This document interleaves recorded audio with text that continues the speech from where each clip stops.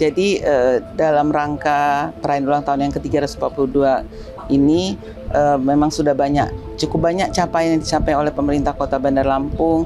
Kalau melihat usia sudah cukup tua, kami Dinas Kesehatan selalu mendukung apa yang menjadi kebijakan pemerintah Kota Bandar Lampung. Saya mengucapkan selamat hari ulang tahun Dirgahayu Kota Bandar Lampung, khususnya yang kepada masyarakat ya, yang menikmati bersama-sama kita masyarakat dengan pemerintah membangun kota, berkomunikasi yang baik. Gitu.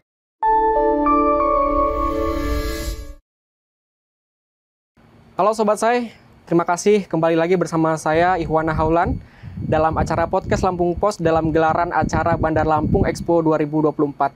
Pada siang ini kita akan membahas mengenai dua sektor penting untuk pembangunan Kota Bandar Lampung, yaitu di aspek sektor kesehatan dan juga informasi di Kota Bandar Lampung. Dan pada kesempatan ini sudah ada dua narasumber yang tentunya punya kapabilitas dan pengetahuan yang mumpuni tentang kedua sektor ini. Yang pertama ada PLT Kepala Dinas Kesehatan Kota Bandar Lampung, Ibu Desti Mega Putri. Selamat siang, Ibu. Assalamualaikum. Terima kasih sudah hadir. Dan di samping itu juga sudah ada Kepala Dinas Komunikasi dan Informasi Kota Bandar Lampung, Bapak Dirmansyah.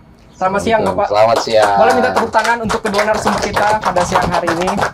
Oke, Sobat Say, berbicara mengenai sektor kesehatan dan juga informasi ini tentu dua sektor yang saling beririsan ya.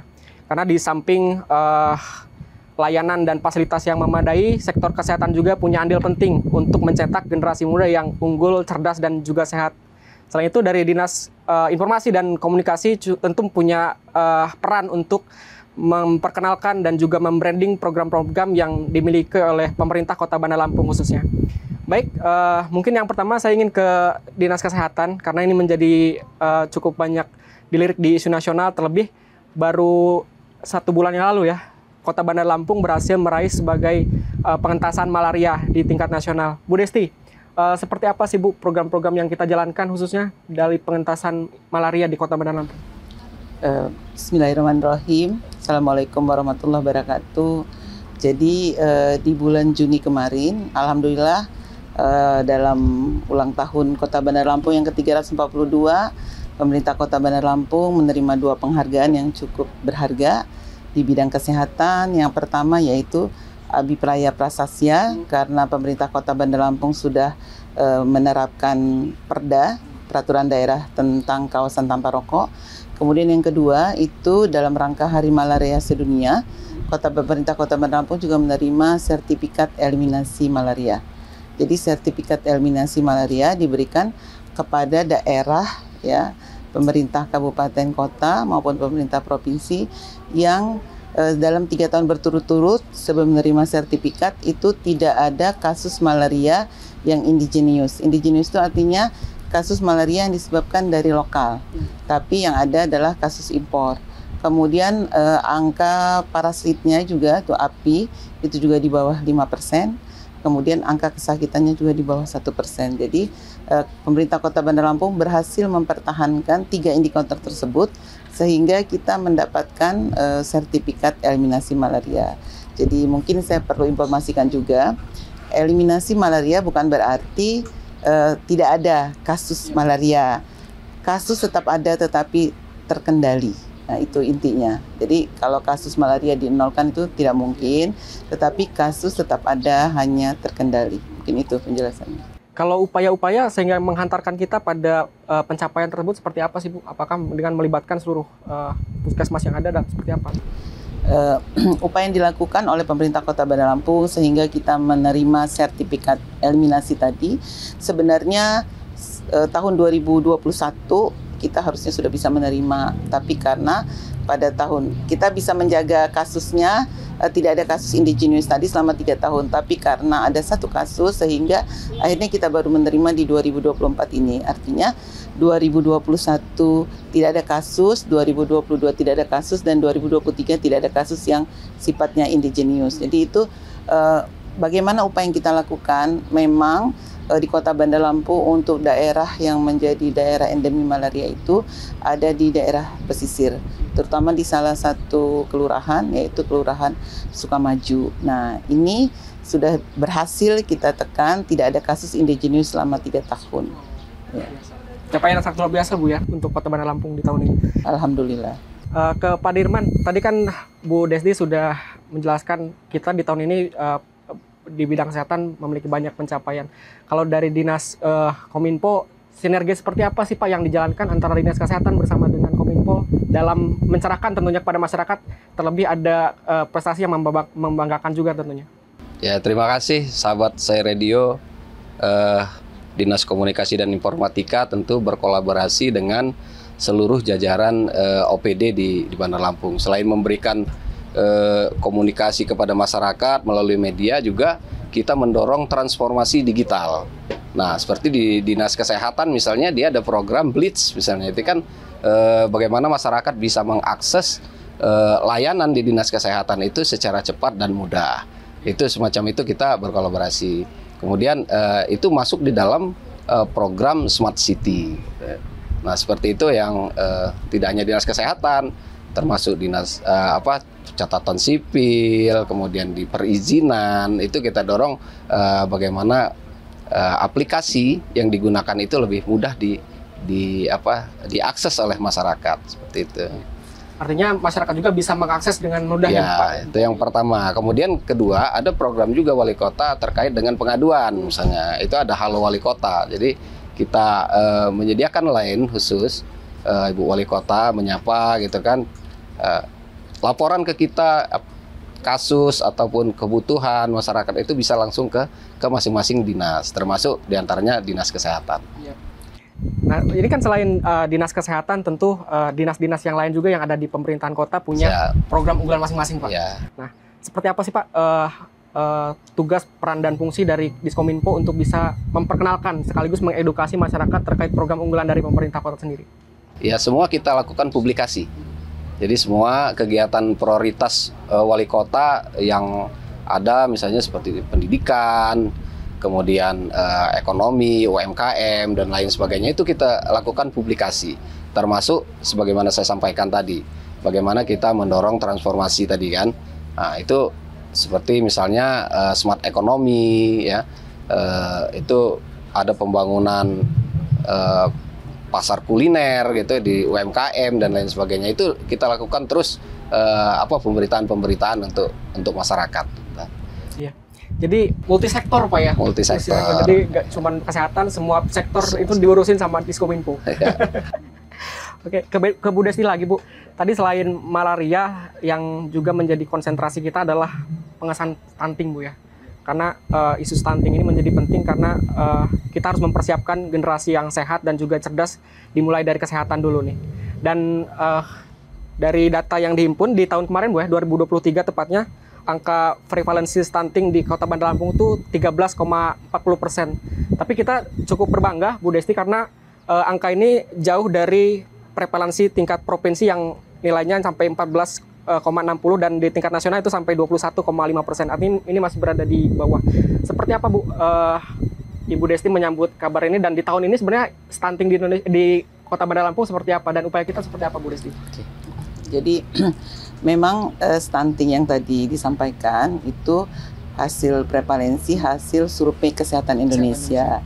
Tetapi karena memang data itu cukup agak berbeda jauh dengan kondisi lapangan, maka pemerintah pusat itu menginstruksikan kepada seluruh daerah untuk melaksanakan intervensi serentak penurunan stunting di bulan Juni 2024 ini. Nah, hasilnya dari ISPS tadi, pemerintah Kota Bandar Lampung ini angka kasus stunting Bandar Lampung itu hanya 0,47. Jadi 324 anak yang kasus stunting dari 68.218 anak yang ditimbang dan diukur selama bulan Juni ini. Jadi sebenarnya kasus kita sudah sangat jauh kalau dibandingkan dengan kasus nasional juga, dan banyak upaya yang sudah dilakukan. Pemerintah Kota Bandar Lampung, khususnya Ibu Wali Kota, ini sangat concern. Jadi di akhir tahun 2023 kemarin, dari bulan Oktober sampai bulan Desember, kami memberikan makanan tambahan, ya, makanan tambahan berupa telur dan susu kepada waktu itu ada 1024 anak yang menjadi fokus kami untuk bisa mengurangi angka stunting di Kota Bandar Lampung. Jadi di bulan Oktober itu 1024 kasusnya. Kemudian di Desember, karena kita 2 bulan sudah memberikan telur dan susu setiap minggu kepada anak-anak tersebut, kasusnya turun menjadi 550 anak. Dan alhamdulillah di akhir Juni 2024 ini kasusnya tinggal 324. Karena memang kita memberikan PMT ya, PMT pemberian makanan tambahan kepada anak-anak ya, itu berupa makanan. Jadi kita berharap anak-anak itu diberikan oleh orang tuanya 3 kali makan, kita tambah 1 kali lagi makan sehingga anak-anak yang stunting, yang wasting, yang gizi kurang itu bisa kita selesaikan dengan ditambah 1 kali makan. Jadi harapan kita anak-anak bisa 4 kali makan sehari untuk anak-anak yang bermasalah gizi tadi. Nah, ini merupakan program nasional yang sudah kita kerjakan ya untuk pemberian makanan tambahan kepada anak-anak ini.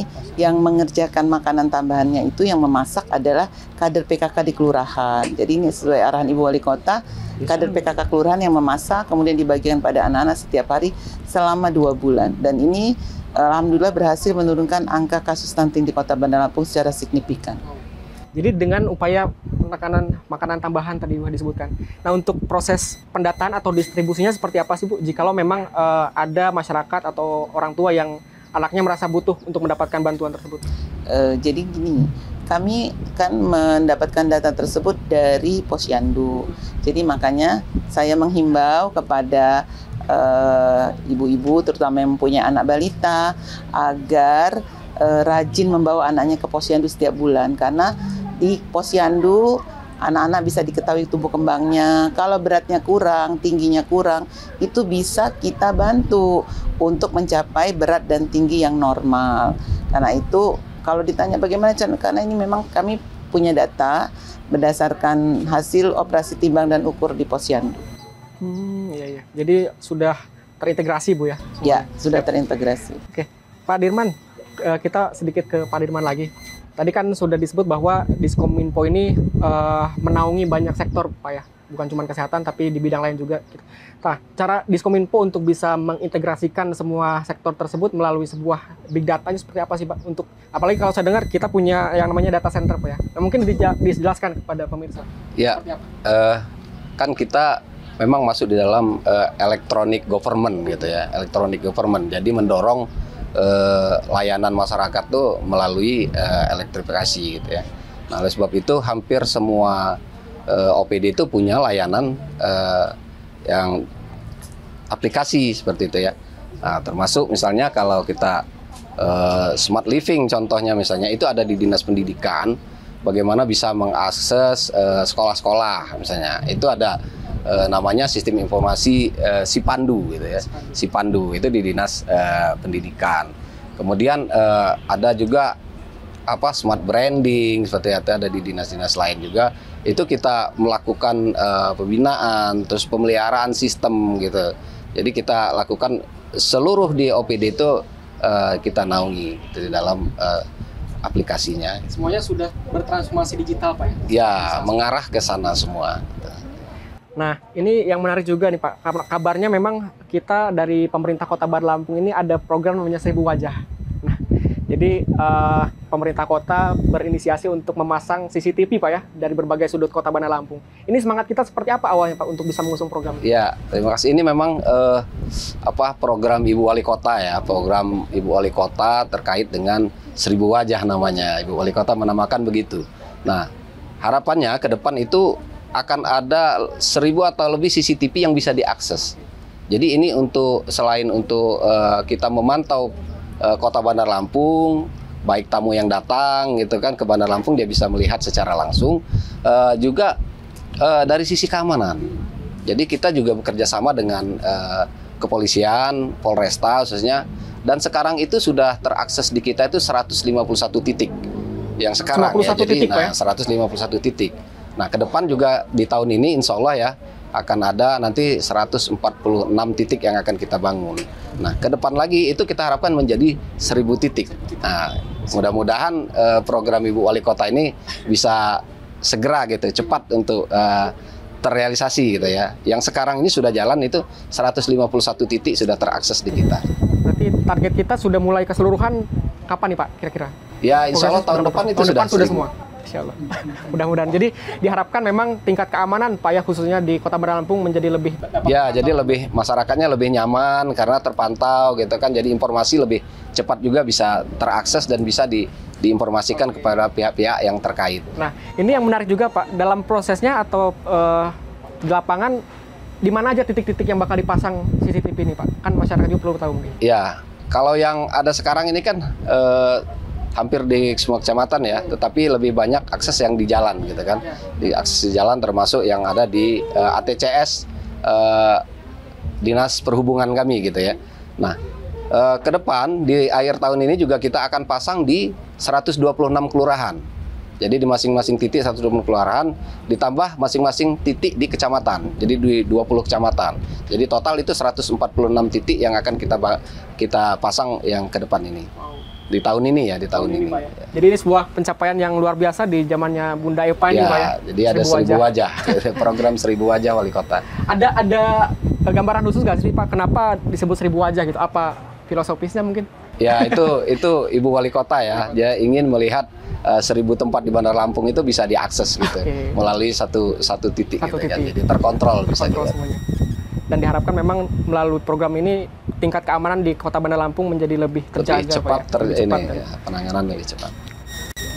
Kembali lagi ke aspek kesehatan nih pemirsa.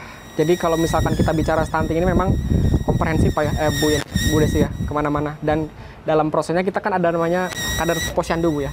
Kader posyandu ini, peran dari kader-kader posyandu itu seperti apa sih Bu dalam upaya untuk sama-sama mengentas stunting di Kota Bandar Lampung?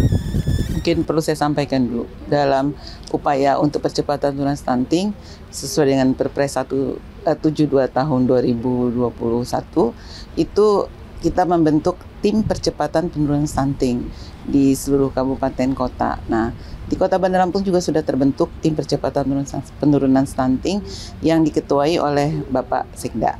Nah, jadi itu kita turunkan sampai ke tingkat kelurahan. Di mana kader berperan dalam tim tersebut. Selanjutnya, selain kader posyandu, kita juga punya kader TPK namanya tim pendamping keluarga. Tim pendamping keluarga ini terdiri dari 3 orang, ya, 1 orang kader PKK, 1 orang kader posyandu atau kader KB, dan 1 orangnya bidan desa atau bidan kelurahan. Nah, tiga orang anggota tim ini berperan dalam memantau untuk perkembangan stunting di Kota Bandar Lampung. Nah, itu 3 orang per tim, sedangkan di Bandar Lampung itu ada 716 tim. Jadi cukup banyak. Nah, kalau posyandu tadi peranannya ya sangat signifikan ya dalam penurunan angka stunting karena di setiap pelaksanaan posyandu itu kader itu ada 5 dan mereka punya peranannya masing-masing. Selalu didampingi dengan petugas kita. Nah, peranan utama kader posyandu ini adalah dalam pengukuran dan penimbangan. Pengukuran sekarang di seluruh posyandu di Kota Bandar Lampung sudah menggunakan antropometri. Antropometri itu sudah terkalibrasi dan terstandar. Jadi salah satu alat ukur untuk mengukur tinggi badan anak itu namanya antropometri. Nah, itu sudah kita gunakan dan ini sudah distandarkan seluruh Indonesia untuk supaya penimbangan juga udah nggak boleh pakai dacin, ya nggak boleh yang digantung-gantung.